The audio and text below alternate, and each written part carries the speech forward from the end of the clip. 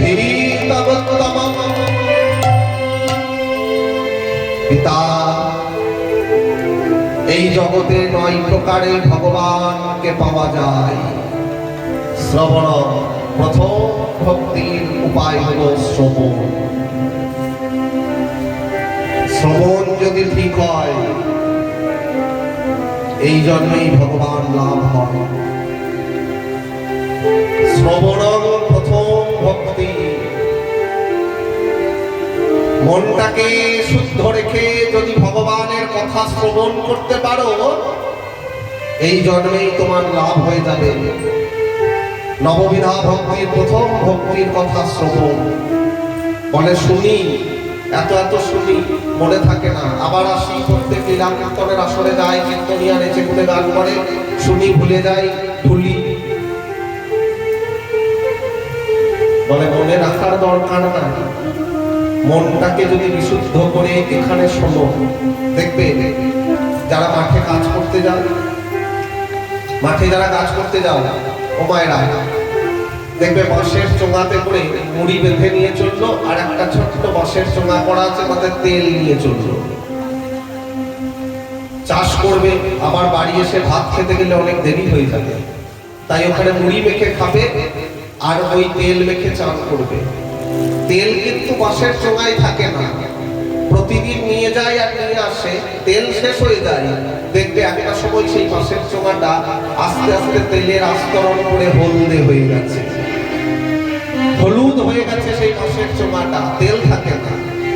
বলে শুনি, মনে থাকে না, ভালো কথা।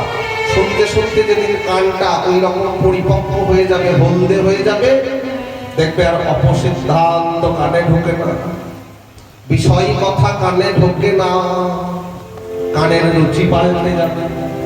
ওই বাঁশের চোঙাটার মতো বলতে হতে হবে, শ্রবণটা পাকা হতে হবে। কানের একটা দোষ, কান বেশিক্ষণ বিষয় কথা শুনতে ভালোবাসে। এখনই আপনি বিষয় কথা বলুন, কার ৫ তলা বাড়ি, কার ১০ তলা ঘর, কার কয় বিঘা জমি, কার বউ কার সাথে পালালো, এই কথাগুলো গান শুনতে বড় ভালোবাসবে, মজা লাগবে কানে। এটা কানের দোষ। আর কানের একটি রোগ আছে, অপুষ্টি আছে। যেমন দুর্বল লোকটা বেশিক্ষণ যেতে পারে না, বেশি দূর গেলেই আবার পড়ে যায়, বসে যায়, বসে একটু আবার দম নেয়, আবার হাঁটে। সেই রকম কানের একটা অপুষ্টি আছে, কান বেশিক্ষণ হরিকথা নিতে পারে না। যদি এখন ৪ ঘন্টা রাত্রি ১:৩০ ২টো অব্দি বকি, ভালো লাগবে না। এবার একটু আলু পটলের কথা হলে ভালো লাগতো। এইটা কানের অপুষ্টি। তাই কানের একটা দোষ, একটা অপুষ্টি, এই দুটো যদি সরে, তাহলে শ্রবণ ঠিক। প্রহ্লাদ মহারাজ বলছেন, নববিধা ভক্তির প্রথম হলো শ্রবণ, দ্বিতীয় কীর্তন। কীর্তন, ভগবানের নাম কীর্তন। এই বৈশাখ মাসে সকলেই নাম কীর্তন করছে, সেটাও কীর্তন। আপনারা বসে নাম করছেন, ভগবানের গুণগাথা করছেন, মন্ত্র বলছেন, সেটাও কীর্তন। নানাভাবে ভগবানের কীর্তন করা যায়, এটাও ভক্তির একটি অঙ্গ। বিষ্ণু স্মরণম। আমি ট্রেনে আছি, বাসে আছি, ভগবানের পূজা অর্চনা করতে পারছি না, তখন আমি কি করব? স্মরণ। ভগবানকে স্মরণ করা, এটাও ভক্তির একটি অঙ্গ। শ্রবণং কীর্তনং বিষ্ণুস্মরণং পাদ সেবনং। পাদ সেবা, লক্ষ্মী দেবী যেভাবে করে চলেছেন ভগবানের পাদ সেবা, এটাও ভক্তির একটা অঙ্গ। অর্চনম, অর্চনম মানে ভগবানের পূজা করা, এটাও ভক্তির অঙ্গ। বন্দনম, ভগবানের বন্দনা করা, স্তুতি করা। দাস্য, ভগবানের সাথে নিজের দাসত্ব। তিনি প্রভু, এই যে শুনলেন ভজনে, প্রভুজি তুম স্বামী হাম দাসা। তুমি হলে আমাদের স্বামী আর আমরা হলাম তোমার দাস।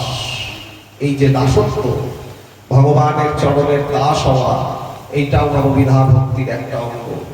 সখ্য, ভগবানের সখা হয়ে যাওয়া। সুদামা যেভাবে ভগবানের সখা হয়েছিল,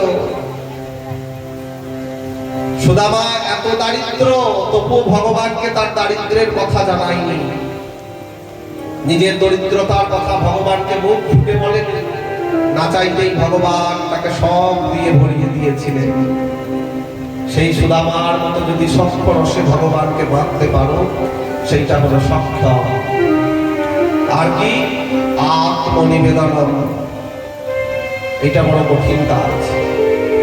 একদম শেষ ভক্তির নাম ভগবানকে, ভগবানের চরণে নিজেকে সঁপে দেওয়া, আত্মসমর্পণ করা। হে পিতা, এই 9 প্রকার ভক্তিতে বিষ্ণু চেতনা লক্ষণা, এই 9 প্রকার ভক্তির দ্বারা ভগবান বিষ্ণুকে পাওয়া যায়।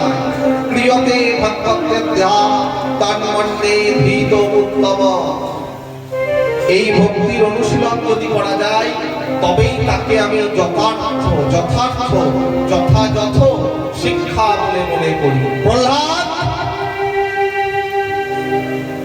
একই কথা বলছিস তুই? তুই না দৈত্যপুত্র,